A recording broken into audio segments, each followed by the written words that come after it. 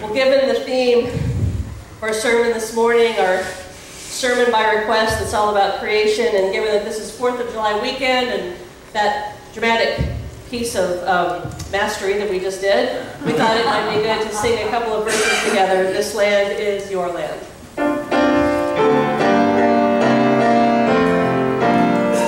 This land is your land, this land is my land, from California to the New York Island, from the Redwood Forest to the Gulf Stream waters.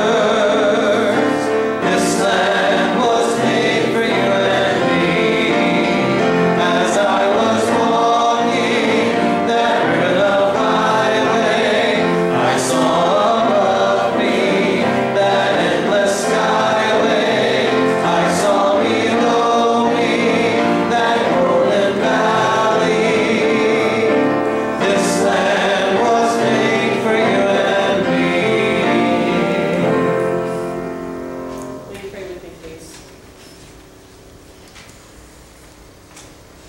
God, our Creator, we are so grateful for this beautiful land that you created for us and for all living things to enjoy. God, we thank you for the luscious beauty of Florida. We thank you, God, for the majesty of the cosmos above us that defies description. And we thank you, God, that it was the desire of your heart to make us a part of your creation. So God, as we open ourselves to your word this day, fill us in a new way, God, with an awareness of what a precious, precious gift we have been given. Remind us, God, that you made us the stewards of this planet. And work in our hearts, God, to help us to know what it is that each of us is called to do to help protect this gift. God, for all that you have given us, we are so very thankful. God, in our gratitude, may we live with appreciation for the world all around us and within us. That is all because of you. And may the words of my mouth and the meditations of all of our hearts be acceptable and pleasing to you now and always. Amen. As we just heard in that stunning Oscar-winning performance by me and Jeremiah, the creation story is actually found twice in the first 2 chapters of the book of Genesis. And maybe you're surprised to learn that the actual account of God creating the world and everything in it, including humanity, occurs both in the first chapter and in the second chapter in 2 different versions. The first time is in Genesis chapter 1 through the first 3 verses of chapter 2, and that account was probably written about 500 years before the time of Christ. And it is probably the one with which we are most familiar.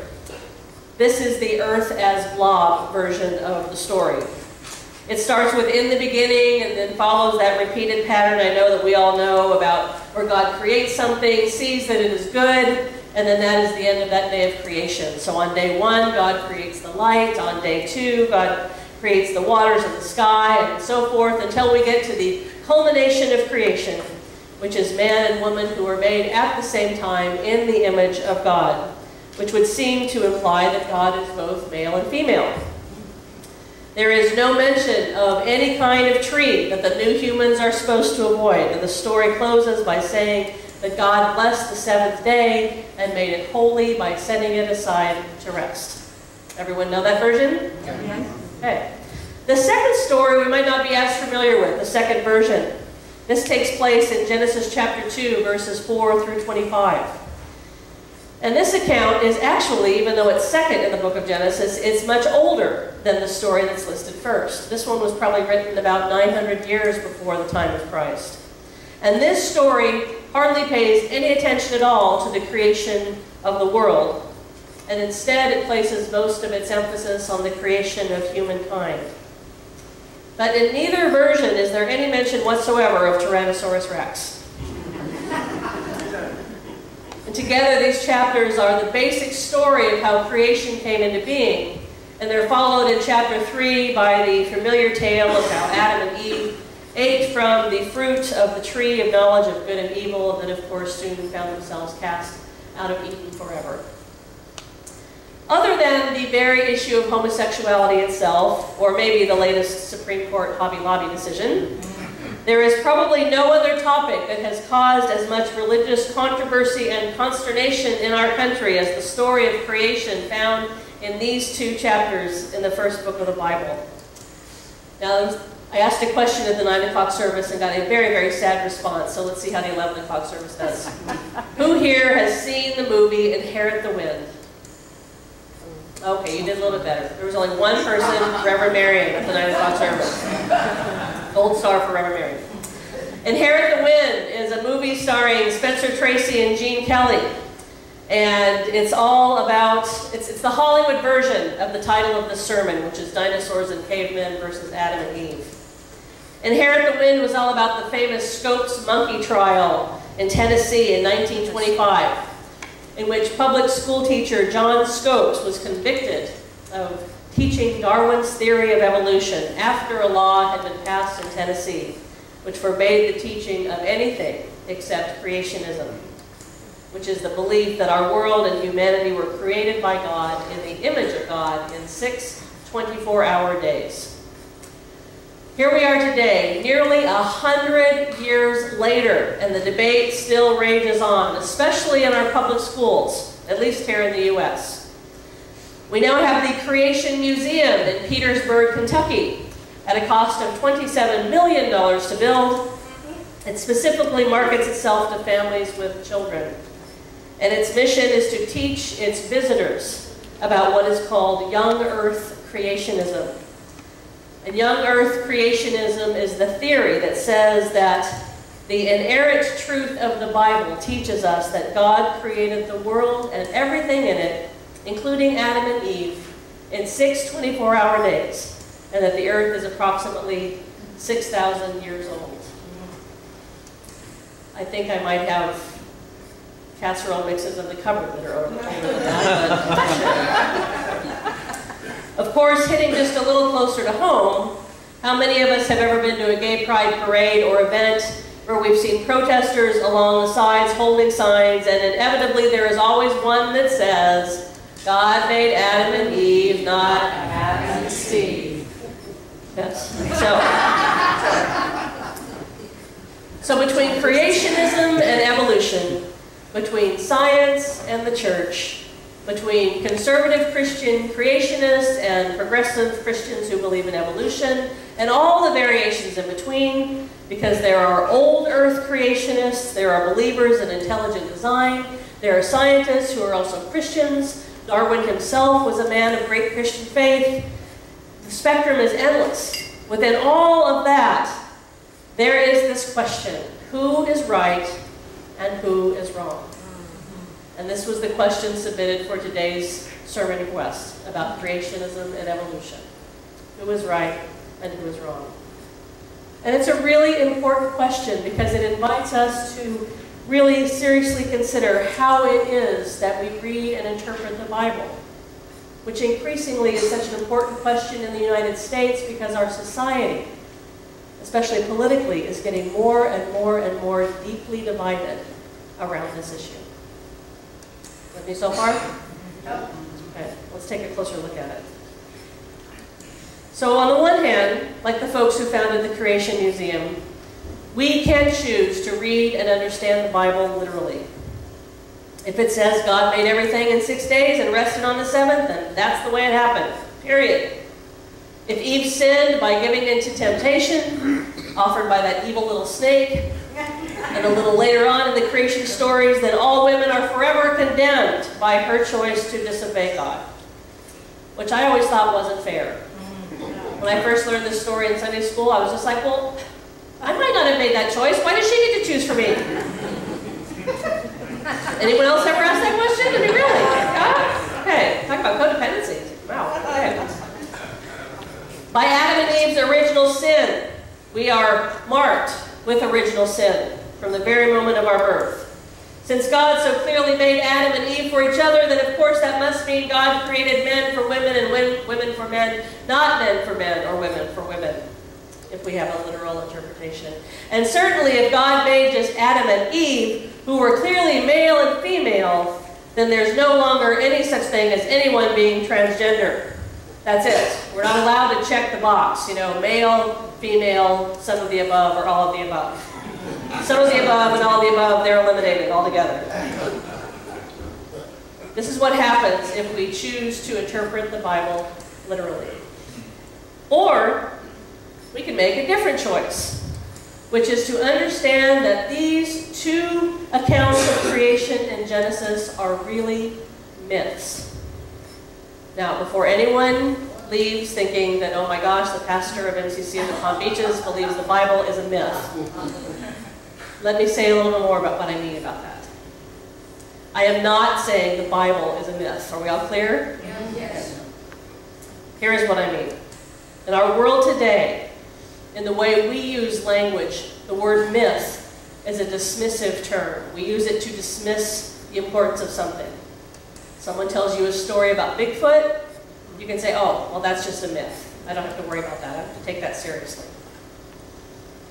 It's an old wives' tale if something is a myth. Don't worry about it. But in the study of religion, the word myth means something very, very different. In religion, a myth is something to take very seriously. Because a myth is a metaphorical story about the relationship between our world and what is sacred, about our lives and about what is holy. In this sense of the word, myths often talk about the beginning and the ending of the world, and about our origin and our destiny and our relationship to God. Myths have to use non-literal language because myths try to communicate truths to us that simply are beyond language. I mean, just this morning on my way here, Sarah Helen has an orchid tied to a tree outside the parsonage, and it was just starting to bloom. And the color was so amazing, and the design was so amazing. Have you ever really looked at an orchid? Like, who could come up with that? Right? But yet there it was, and it just happened all by itself. Where's the language to describe that? That is the kind of truths that myths try to communicate. Things that, like God just being too awesome for any language that we have. In the common, ordinary way that we use the word myth, we might talk about myth or reality because they're opposites. Bigfoot is a myth, therefore Bigfoot is not reality. But in religion and with the Bible, myth and reality go together because myth is the language we use to talk about that which is more real than anything else. Still with me? Yes. Not sure? So if we say these two stories in Genesis are myths, we aren't saying they aren't real. We're saying that they were written to try to teach us about things that are more real than anything else, that are the most real of all. When we have this understanding of creation stories, we're freed up to understand so much more about God and the world and humanity than whether or not it literally all happened in 6 days. Isn't that sad? That's what the focus is? When you think of the wonder of creation that is beyond description, how much energy is spent on, well, did it happen in 6 days? If we look at these stories as myth, as things that are trying to teach us about the most real and important things of all, we can understand that the point of Genesis 1 and 2 isn't about whether or not the world came into being with a big bang, but it is that God is the source of all that exists. It doesn't matter how it happened. This inexplainable, ineffable mystery, as Reverend Marion often says, mystery beyond our naming, is the source of all that is. And that everything God made is good. That's the point. These are the ultimate truths those ancient Israelites were trying to communicate. These folks knew nothing about science. When we see the creation stories as myths, pointing not to literal events but to eternal truths, we can understand Adam and Eve a lot differently too, which, especially for us in this room, is really helpful. We can see that Adam and Eve being made for each other and being told to be fruitful and multiply doesn't mean that God ordained for all time that men can only be with women and women can only be with men for the sole purpose of procreation and just, well, everyone else, you're just doomed. If that was the case, then all single people and childless couples would really be in a bad way, wouldn't they? The first humans made by God represent all of us and all the ways we can be in relationship with each other. There really is enough room in the garden for Adam and Eve and Adam and Steve and Adam and Eve. And as it turns out, there's plenty of room in God's creation for those who are transgendered as well. In chapter 2, verse 7, where it says, "Then the Lord God formed man of the dust of the ground." The word man in Hebrew is actually Adam, or as we call it, Adam. Adam is not a proper name. It is not used for another male character anywhere else in the Bible. And Adam doesn't mean human being. It actually, doesn't mean male. It means human being. And if you want to get really technical about it, what Adam really means is dust creature. Dust creature. So the next time you're vacuuming under the bed, you can wave all the Adams. We don't have it in our house, but So the first human being that God created had no specific gender. It was a dust creature. And God later on sees that this being is lonely, and in fact it is the very first thing in the Bible that God sees as not good, that this being was lonely. And so God creates Eve, a name which means the mother of all living. So you've got the dust creature and the mother of all living. The traditional understanding of this is that God created woman out of man, but that's not really accurate. Because Adam was a human being without a specific gender. Adam, the very first human created by God, was transgender. It was only when God created Eve that God divided this single transgendered human being into two creatures, the male and the female. So you see, it was the transgendered folk who existed before all of us and who were in the Bible before anything else. Someone needs to call the Southern Baptist Convention.